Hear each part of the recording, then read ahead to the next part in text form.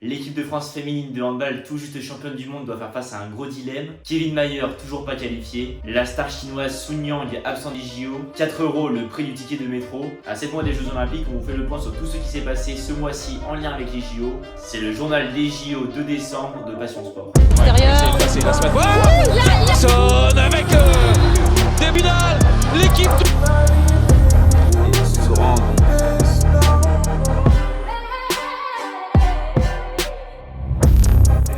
Salut à tous, c'est Charles, très content de vous retrouver pour un tout nouveau concept sur la chaîne. Notre premier concept dédié aux JO. Tous les débuts du mois, on se retrouvera pour un retour sur le mois précédent avec toutes les infos en lien avec les Jeux Olympiques, qu'elles soient sportives ou extra-sportives. Avant que la vidéo ne commence, n'hésitez pas à vous abonner et à liker la vidéo. C'est très important pour le développement de la chaîne et ça vous permet de ne pas rater nos prochaines vidéos. On vous rappelle aussi que nous sommes en partenariat avec Royalties, le lien de parrainage est dans la description.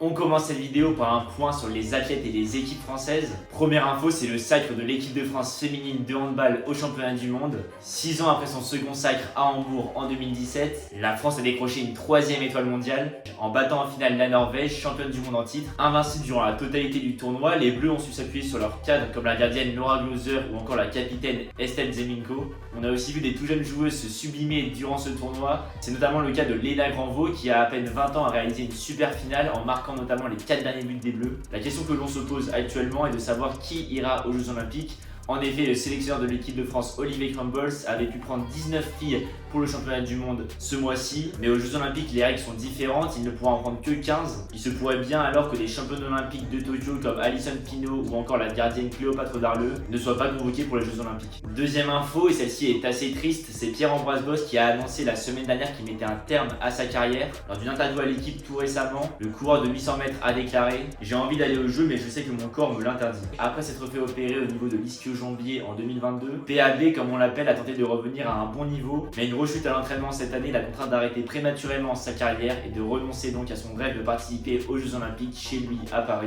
On retiendra de lui bien sûr son incroyable titre lors des championnats du monde de Londres en 2017, une victoire plus qu'inattendue mais pleine de panache, à l'image de sa personnalité et de sa carrière. Sur Instagram, vous pouvez retrouver une vidéo qui est consacrée à cet exploit, je vous mets le lien en description. Mais au-delà de cette immense performance, c'est aussi ses interviews lunaires au micro de Nelson Montfort qui vont beaucoup nous manquer, tout comme les folles histoires de son chat Raps qui était devenu une star d'internet. Pour les futurs JO, ce seront Benjamin Rombert, Yanis Méziane ou encore Gabriel Tual qui devront prendre la relève de PAB. On enchaîne maintenant avec la troisième info et on reste sur l'athlétisme. Kevin Mayer n'est toujours pas qualifié pour les Jeux Olympiques. Le double champion du monde du décathlon devait prendre part à un décathlon à Brisbane mi-décembre, mais il a dû y renoncer puisqu'il n'était pas suffisamment remis d'une torsion de la hanche subie lors des derniers championnats du monde à Budapest en 2023. Il a quand même profité de son séjour en Australie pour faire un stage haut en intensité et il vise maintenant de se qualifier pour les Jeux Olympiques lors d'un décathlon organisé aux États-Unis à San Diego du 21 au 23 mars. On termine ce point sur les Français par un rapide retour sur le championnat d'Europe de natation petit bassin qui s'est tenu en début de mois en Roumanie. Le champion du monde du 100 mètres papillon en grand bassin, Maxime Grousset, a brillé durant ces championnats d'Europe en remportant 4 médailles dont 3 en individuel. Il a notamment remporté la course reine, celle du 100 mètres nage libre, en battant l'actuel champion du monde, le roumain David Popovici, pourtant à domicile. À l'approche des JO, il reste toujours le dilemme de l'enchaînement 50 mètres nage libre et 100 mètres papillon qui aura lieu le même jour aux JO pour Maxime Grousset. Alors même si le nageur souhaite tout gagner, son coach n'est pas forcément du même avis. Il se pourrait très bien que Maxime Grousset ne prenne part qu'au 100 mètres papillon.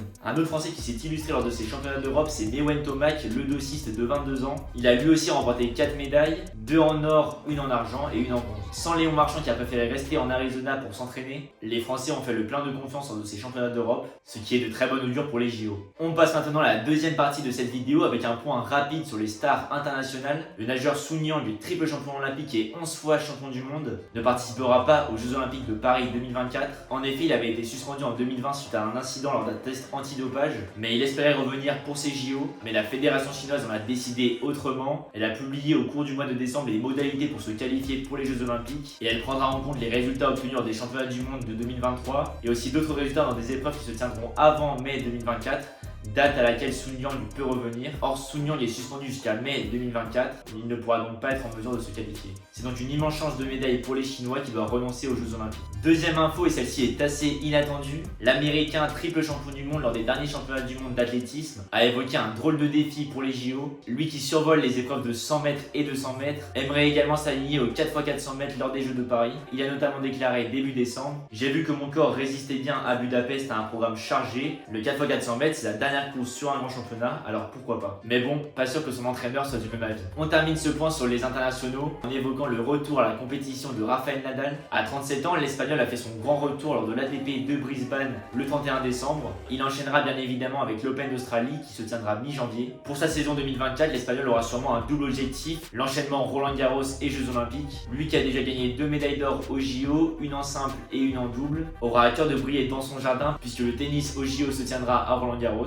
On pourrait pourquoi pas le voir évoluer en double aux côtés d'un certain Carlos Alcaraz. Pour terminer cette vidéo, je vais évoquer les 3 infos extra-sportives à retenir de ce mois de décembre. La société de livraison des ouvrages olympiques a annoncé la fin de 84% des travaux d'ici la fin 2023 et une remise des clés du virage olympique et paralympique au comité d'organisation est prévue le 1er mars. Le centre aquatique, qui est le deuxième plus gros ouvrage et qui est situé en face du Stade de France, sera quant à lui livré en avril 2024. A noter que 168 accidents du travail dont 26 graves sont à déplorer sur l'ensemble des chantiers. Deuxième info, le CIO a décidé d'autoriser les Russes et les Biélorusses à participer aux Jeux Olympiques 2024 sous bannière neutre, hors épreuve par équipe. Pour y participer, les athlètes concernés ne devront pas avoir activement soutenu l'offensive russe en Ukraine et bien sûr avoir franchi l'obstacle des qualifications. Cette décision qui a été prise le 8 décembre a suscité beaucoup de réactions de part et d'autre. Le nageur russe Kliment Kolesnikov, double médaillé olympique à Tokyo, a notamment annoncé qu'il ne participera pas au JO de 2024, considérant que les conditions imposées par le CIO sont inacceptables. Pour finir, afin de financer les coûts liés au transport lors des Jeux Olympiques de Paris 2024, Île-de-France Mobilité va augmenter durant la période le prix des tickets de métro et lancer un forfait spécial pour les visiteurs, appelé le Pass Paris 2024. Le ticket de métro passera donc à 4 € contre 2,10 € actuellement. Le nouveau forfait, qui sera disponible du 20 juillet au 8 septembre, coûtera 16 € par jour et 70 € par semaine. Il permettra aux voyageurs d'accéder à la totalité du réseau francilien. Voilà, ça m'est terminé pour ce journal des JO, j'espère qu'il vous aura plu.